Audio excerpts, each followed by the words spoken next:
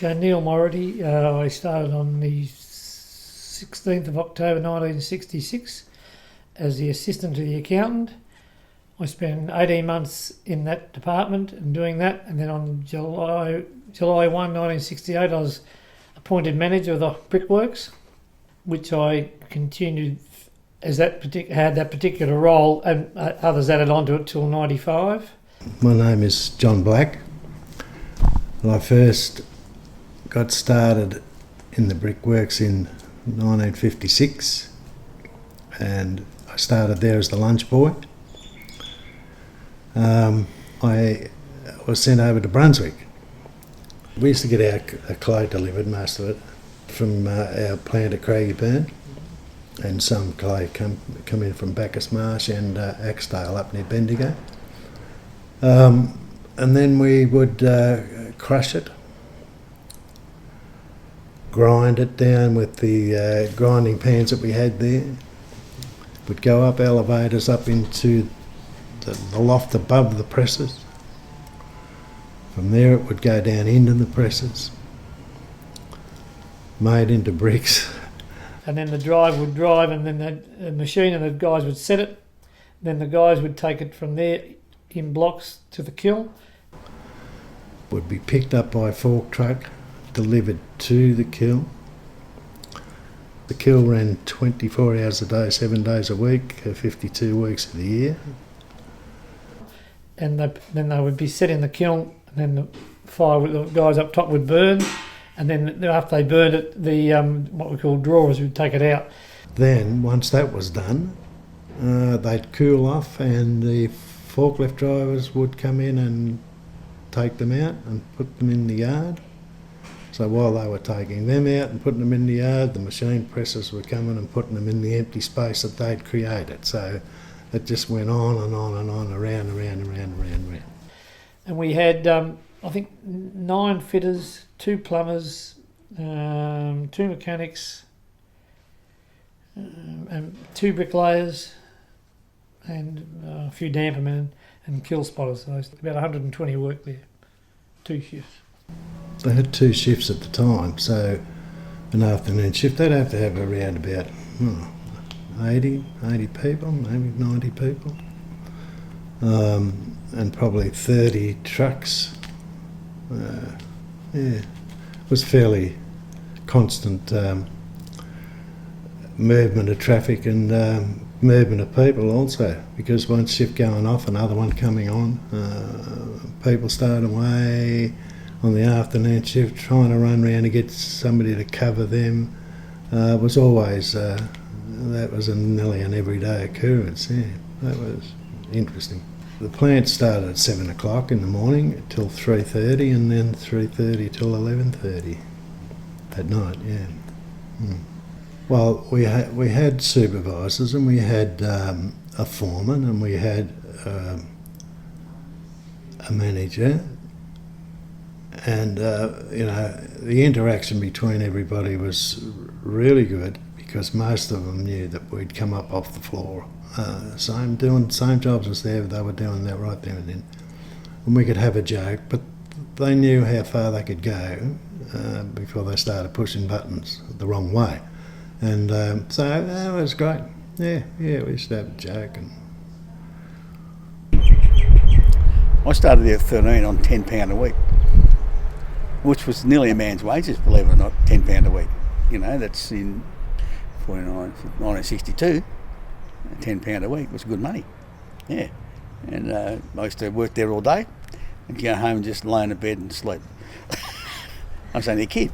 Yeah, and it was pretty hard work. You had to do the same work as anybody else. It was always dusty, and if the wind was blowing, it was dust, and you had to get water carts in and God knows what. And yeah, it was never a clean environment. So the working conditions weren't good. We've had it being that hot in there that they've been up against the wall of the kiln, and the forklift got off the sheet and got bogged, and the petrol's been boiling in the tank. It was that hot. You couldn't stay in there. But their incentive was, when we get it done, we're out of here. So They didn't whinge or moan about it, they just done it. And I used to do that too in the early days. Yeah, it was good. It's a really tough industry as far as heat, the exposure to the weather, the conditions during the summer was so bloody hot. Getting in and out the kiln, the conditions were really tough in the kiln. In the winter, it was a good job. It was lovely and warm. But the summer and the dust, and it was just really tough gig. They had a 10-minute break every morning and lunchtime. No afternoon tea. Never was. A lot of them would have their meals in the kiln to heat up in the winter time, and they just sit. We had a lunchroom, but they would never use it. And the only time they ever used it was the day Armstrong walked on the moon. I got a TV, hired a TV in, and we all went up and watched that happen. I think everybody went up there that day, but they used to use the lunchroom a little bit for lunch, but morning tea they'd never use it. All the Italian guys used to bring their tea from the night before. They wanted it heated, and they'd just stick it in the damper hole there and just build up the stuff around it. And they come in at lunchtime or whatever, and there she is, nice and hot. Yeah, oh yeah, beautiful. Yeah, they used to have a little dilly bag with a little thing with whatever, spaghetti or whatever Mum would before. They'd have their bread and their meat, they'd heat it up, and they'd come over and sit down and eat it, and they'd put 2 bricks and sit on the bricks like that. They'd sit around. Yeah. And of course they had the whistles, the Hoffmans whistle. You'd hear it from miles away, and it was the whistle 5 minutes before lunch or 10 minutes before lunch or whatever, So it'd be time to come around or whatever, so. The Hoffmans whistle would wake everybody up at 7:30 in the morning, I think. It blew a few times for lunchtime and then knock-off time. It was a loud shriek, and it really, you could hear it everywhere. The camaraderie in this place was very, very good. They were hard-working blokes. Well, Billy Ottaway, when he retired, he had to retire because he got of age. He was living in Heidelberg at the time then. I often used to see Billy wandering up here. He'd say, "I'm just trying to keep in touch with the boys in the yard." Yeah, there used to be a bloke at Brunswick called Bill Ottaway. He used to, weekends he'd get out on the soup, and he'd he'd come in on a Monday and he'd have black eyes, and he'd been in the fight down the pub. But every week it'd be the same thing. By Friday he was all cleaned up, no black eyes, and he'd come in again Monday, and have a black eye again. He helped me a lot when I first went. He was one of the guys that was showing me around he was just a bloke in the plant. He had no authority he was fantastic. But he used to get into trouble. Yeah, he used to get into trouble. Tony River, yeah, I remember him. He used to look after the manganese. He was upstairs in the loft looking after the clay coming from out the back, making sure the machines weren't running out of clay, and because we used to make a lot of product with manganese oxide in it. That's filthy bloody stuff.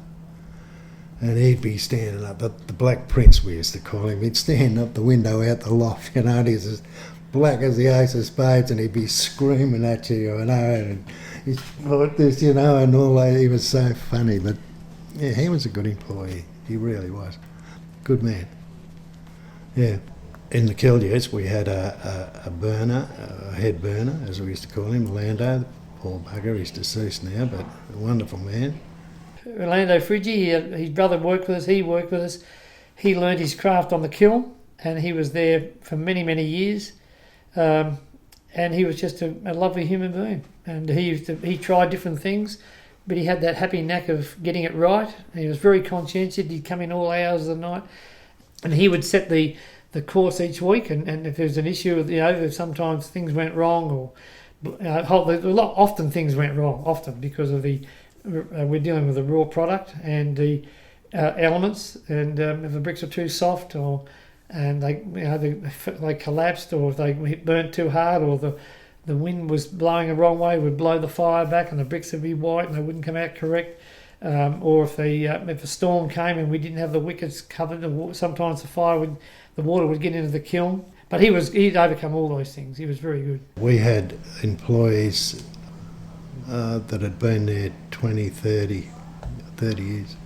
And I think they used to enjoy coming to work too, because there was always something happening, and basically it was a lot of them had a lot of pride in what they'd done. There was no question about that. The guys making the green bricks for the forklift to take down to the kiln, they used to scrape them and they'd pat them, and they took pride in what they'd done, you know.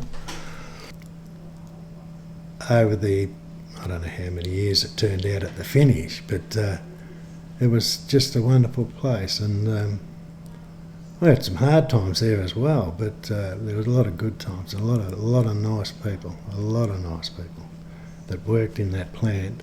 A lot of them went to Craigieburn, but a lot of them wouldn't go. So every day when I go up to Craigieburn, at least I'd see somebody from Brunswick, you know, so it was good. But that's a real standout, I think. It was just an absolute good part of my life. Wonderful.